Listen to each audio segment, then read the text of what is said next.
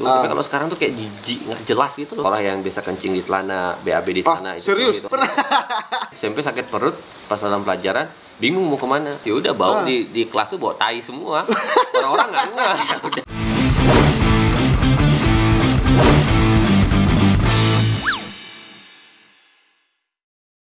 Oke, balik lagi di Pur Podcast Ngawur. Oke, kali ini aku nyamperin satu bintang tamu yang luar biasa. Jauh banget, parah sih. Tadi dari Denpasar sejam lebih ke Ubud nih. Nah, kebetulan Beli Putu lagi buat vlog. Ya, biasalah.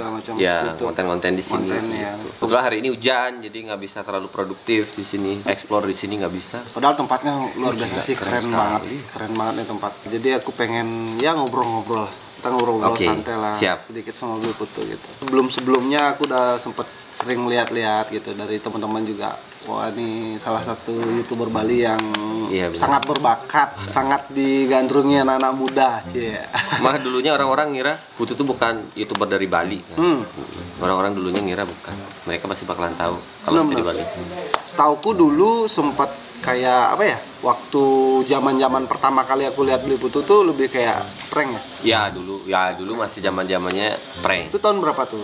Masih berapa ya? 16, 17? 2016, 17? Ya 17 lah, 17. Aku 2015 mulai nge-YouTube, 16 lah, 16, 17 sudah mulai prank sampai di tahun 2018 akhir. Setelah itu ya udah melenceng dikit ke arah vlog. Mencoba lagi bikin vlog, padahal itu susah banget. Jadi kayak kita pindah dari konten A ke konten B itu ya dipandang gampang, tinggal bikin konten pindah dari A ke B, tapi kita yang ngejalanin itu susah banget, sulit karena perubahan untuk dari konten prank yang awalnya sangat seru gitu kan, ngerjain orang paling suka kan biasa. Kalau Indonesia kalau udah ngerjain orang pasti senang banget gitu kan. Iya benar. Nah itu meranjak ke konten vlog. Dan di situ kita harus perlu kayak adaptasi lagi, ngulang lagi istilahnya, ngulang dari nol lagi, adaptasi lagi. Aku sempat lihat juga yang waktu itu masih ada sama tim ya kalau nggak salah ya, BCT tim ya. Ya dulu sempat vlog ke Jogja kalau nggak salah. Ya. Wah itu gila banget tuh. Aku lihat itu di luar dugaan kita gitu. Iya, di luar kita niatnya jalan-jalan ke Jogja, malah sampai bandara udah banyak banget yang datang. Kalau kita ke 0 km banyak, itu lebih banyak lagi. Parah tuh, ujung pertengahan sampai di 0 km-nya itu penuh orang-orang yang nungguin BCT gitu. Antusiasnya luar biasa pas itu. Gila sih, aku tahu nih salah satu YouTuber Bali yang digandrungi anak muda di situ, dan aku juga ngerasa bangga juga gitu. Ngelihat Beli Putu tuh bisa sampai kayak gitu loh. Excitednya mereka untuk datengin Beli Putu, dan mereka ngelihat kayak wah banget gitu kan. Tapi itu ada masanya. Ada masanya. Sering berjalannya waktu pasti ada yang namanya pasang surut. Sama kita berjualan pasti ada yang namanya untung rugi, pasang surut. Itu udah hal yang sangat tetap pasti akan ada, tetap seperti itu. Intinya kan tetap berkarya aja. Tetap konsisten. Itu yang dari dulu emang nggak pernah lepas. Jadi semakin kita konsisten, semakin kita menekuni suatu pekerjaan, ya kemudian hari pasti kita bakalan mendapatkan hasilnya yang maksimal. Wih, mantap. Walaupun kita misalkan nih contohnya kita konsisten bekerja tiap hari, bekerja terus-menerus, tapi kalau kita lupa sama yang di atas, susah pasti juga. bakalan nggak dapat jalannya juga. Susah juga jalannya. Iya. Jadi harus seimbang gimana pekerjaan, gimana kita harus sembahyang. Benar. Soalnya dari dulu emang aku nggak pernah banget yang namanya ninggalin sembahyang. Dari kecil diajarnya sama Pak, selesai mandi udah langsung sembahyang. Nggak boleh ngelupain yang namanya sembahyang. Pagi sebelum berangkat sekolah harus sembahyang. Biasanya kalau sembahyang kan itu 3 kali sehari kan, pagi, siang, sama sore. Tapi kalau siang aku jarang sih. Biasanya pagi sebelum berangkat sekolah, sama sore setelah mandi terus sembahyang. Sampai sekarang aku terus lakuin hal itu. Selalu. Pagi sebelum beraktivitas. Ya, sebelum aku berangkat kantor mandi pagi jam 7 sembahyang. Sampai kantor sembahyang, sore juga. Jadi jangan lupakan itu. Mungkin nggak banyak orang bisa yang seperti itu. Iya, benar. Kemarin juga sempat ngobrol sama, mungkin Beli Putu pasti tahu Beli Puja Setawa. Oh iya, tahu. Beli Puja juga sempat ngasih tahu. Sama persis apa yang dibilang Beli Putu tadi. Jadi setiap aktivitas harus sembahyang dulu. Benar. Kalau kita lakukan itu berkali-kali, nanti kita akan ketemu dengan tujuan kita apa. Benar. Kesuksesan itu akan diberikan jalan. Diberikan jalan lebih mudah. Percaya nggak percaya kan kita akan dibukakan pintu yang lebar untuk kita mulai kerja, mulai semangat lagi untuk aktivitas bekerja. Lagi. Diberikan kelancaran lah tentunya. Tapi ya, mungkin di sisi lain mungkin Beli Putu ya sekarang nih Beli Putu yang udah dewasa nih ya, kita lihat Beli Putu yang udah dewasa, dan Beli Putu ya seperti tadi sembahyang rajin. Nah, mungkin orang nggak pernah tahu nih sisi dulunya kayak apa nih. Yang ngikutin aku dari dulu pasti tahu sih. Oh, yang ngikutin pasti tahu ya. Dulu dari subscribernya belum betul ya, pasti zaman dodol bikin video nggak jelas. Kalau boleh tahu nih, hal apa yang pernah dilakukan yang sampai benar-benar paling brengsek? Paling brengsek. Paling brengsek jadi. Oh, paling brengsek sih nggak ada yang. Tapi yang paling malu itu ya pas bikin video prank itu tuh malu. Pada saat itu malu, tapi kalau sekarang nih kita nonton video kita yang lama tuh kayak aduh, apaan sih? Ih, nggak jelas anjir. Nggak jelas itu tuh kalau sekarang. Itu kalau dulu tuh kayak ya sedikit malu juga di umum bikin video kayak gitu. Tapi kalau sekarang tuh kayak jijik, nggak jelas gitu loh. Oh ya? Pernah nggak sih kayak misalkan kita nonton video-video kita yang lama gitu kan, aduh kok kita gini sih, jadi agak ada greget juga, agak ada gimana gitu ya, rasanya ya, ih aneh, kenapa gitu. Aneh banget aku dulu ya gitu, sih dulu gitu, ngapain sampai ngelakuin hal ini gitu, kayak gitu dulu tuh yang hal yang sangat semasa sekolah deh mungkin, semasa sekolah dulu kayak gimana? Ya hal-hal sekolah yang biasa kencing di celana, BAB di celana, itu hal yang wajar. Pernah. Serius?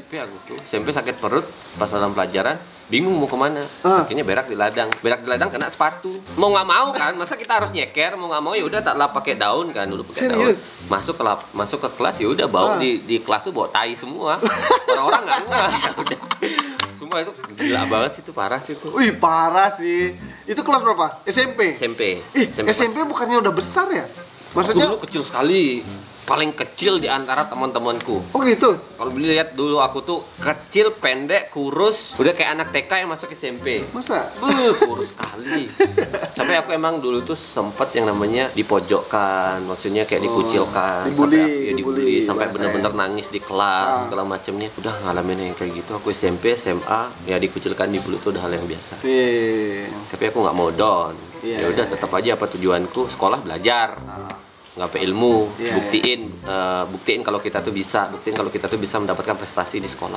Jadi aku buktiin akhirnya mendapatkan prestasi juara umum, lomba segala macam dapat juara. Ya udah, buktiin dengan hal-hal yang positif. Iya, harus tetap kita positif lah ya. Bener. Harus membuktikan kalau orang yang dulunya dibully, yang segala macam, tapi pada akhirnya dia bisa membuktikan dan dia bisa menjadi orang yang sangat dihargai. Bener. Sekarang aku lihat sosial media tuh banyak banget kayak orang-orang tuh pada dibully. Bullying tuh kan, gila itu kan udah dampaknya. Iya kan? Kalau udah dibullying tuh itu udah serangan ke mental sih aku bilang. Tapi kalau mental kalian nggak kuat, kalian bakalan down. Tapi kalau kalian dan mental kalian tuh kuat, ya udah pasti bakalan bisa ngelewatinnya. Bahkan besar loh. Contoh lah beberapa YouTuber atau selebgram yang dulunya sangat dibully semua orang, sekarang besar loh. Dulu. Oh, yang dulu ya. Iya. Ada Yonglex lah. Iya, benar. Segala macam. Yang cewek-cewek dulu siapa? Anya Geraldine bahkan pernah dibully juga. Tapi di satu sisi tidak menutup kemungkinan orang yang ngebully nggak ngerti juga ya. Antara mereka sayang atau gimana ya, mereka memperhatikan loh, sedikit kesalahan kita tuh mereka perhatikan. Bener. Coba orang yang sayang sama kita tuh, subscriber kita, apa yang kita lakukan udah dibilang bagus aja, tidak memperhatikan. Yang ngebully malah memperhatikan loh, hal-hal kecil. Hal kecil aja ya bener. Iya kan, tapi akhirnya naik juga gara-gara mereka juga kan. Benar, karena berkat kalian juga. Kalau tanpa ada kalian kita mungkin nggak bisa dibilang untuk konten setiap hari. Iya, benar. Gitu sih. Jadi ada feedbacknya juga, walaupun ada banyak haters, tapi haters juga bisa menguntungkan. Benar, haters juga bisa menguntungkan. Jadi lebih baik sih, semisal kalau kayak sekarang kita dibully semua orang, mending nggak usah direspon, biarin aja gitu ya. Mungkin persepsi mereka berbeda aja. Benar, persepsi mereka beda. Ya, kita ada yang punya persepsi masing-masing. Tidak semua sama gitu ya. Benar, tidak semua sama. Ngomong-ngomong masalah YouTube nih, Beli Putus sekarang kan banyak banget tuh ya, kayak siapa namanya, Skinny Indonesia lah, ngebahas tentang YouTube sekarang nggak seperti dulu lagi gitu. Jadi orang-orang di YouTube tuh kenapa sih banyak lesu lah sekarang. Gimana tuh menurut Beli Putus? Karena kan YouTuber yang dulunya besar sekarang malah kayak mereka banyak males. Yang pindah juga, malas juga untuk konten-konten lagi. Kalau menurut aku ya bener sih, aku nggak terlalu mendalami gimana sistem di YouTube, tapi sepengalamanku emang bener Mungkin karena orang-orang itu sudah sedikit bosan mungkin menonton konten-konten yang seperti itu. Aku bukan menyalahkan kontennya, ada yang kontennya bagus atau enggak. Contoh nih kayak kontenku kemarin, aku bikin kayak web series gitu kan. Aku pengen lihat gimana masaku tentang bikin video yang benar-benar niat, terkonsep dan bisa dibilang ada modalnya di sana. Ada modalnya besar lagi ya. Tapi bisa dibilang tidak ada 10% orang yang menghargai karya itu di YouTube.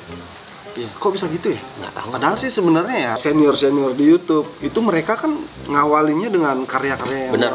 Mereka YouTuber yang dulu itu yang lawas itu mereka mementingkan kualitas daripada kuantitas. Sangat. Kualitas mereka gila. Chandra Leo, Skinny, semuanya Bayu Skak itu semuanya mementingkan kualitas. Sangat. Kualitas nomor 1. Kalau sekarang kebanyakan yang mementingkan kuantitas.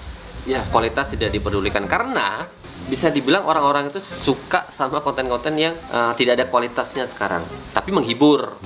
Bener nggak? Tapi menghibur. Di sisi lain, netizen kita ini, orang-orang yang suka nonton di YouTube sekarang tuh malah mikirnya mereka bikin nonton konten yang sudah muncul di beranda. Apapun yang muncul di beranda, misalkan hal yang ya bisa dibilang positif negatif, mereka bakal tonton, klik.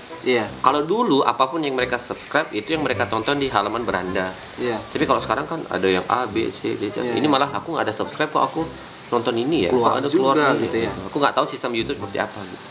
Berarti benar juga yang dibilang kata mereka gitu. Maksudnya sistem YouTube nih sekarang agak sedikit susah dibaca gitu. Benar, susah dibaca. Susah dibaca sekarang kalau sistemnya. Kadang kita nggak pernah subscribe si A, si B, mereka muncul gitu di beranda kita gitu. Apalagi gini, kalau misalnya aku dulu memulai karir di YouTube nih, aku nggak tahu YouTube bisa kita mendapatkan uang. Nggak tahu sama sekali. Soalnya aku tuh dulu pertama gabung di video kan masuk di komunitas Jogja Fitgram. Ada Bali Fitgram juga kan. Sempat juga collab sama beberapa konten kreator Bali Fitgram dulu 2013-14 gitu.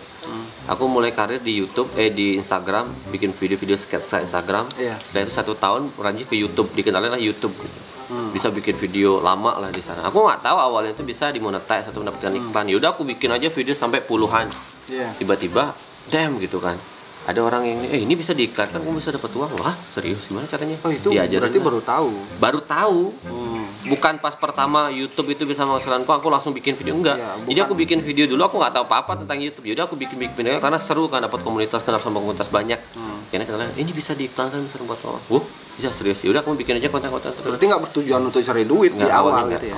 Karena memang berkarya aja gitu ya? Iya, karena awalnya mikir gini, kalau kita mementingkan uang di YouTube, kita bakalan stres nantinya. Sangat. Apalagi sekarang, konten kreator baru kan? Banyak banget yang mikirin. Iya, mikirin uang. Itu bakalan stres nanti kalau mereka susah untuk mendapatkan penghasilan. Stres banget. Duh, bikin video nih nggak dapat uang nih. Duh, gimana nih caranya? Kecuali kalau kita emang fashionnya suka di depan kamera, suka ngobrol, kita bisa salurkan melalui media video, itu bakalan enjoy aja. Kita bakalan harusnya sih sebenarnya kayak gitu ya. Harusnya seperti itu. Setidaknya duit nilai plus lah.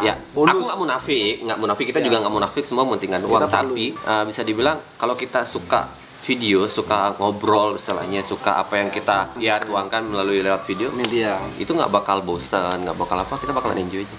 Bakal santai aja gitu.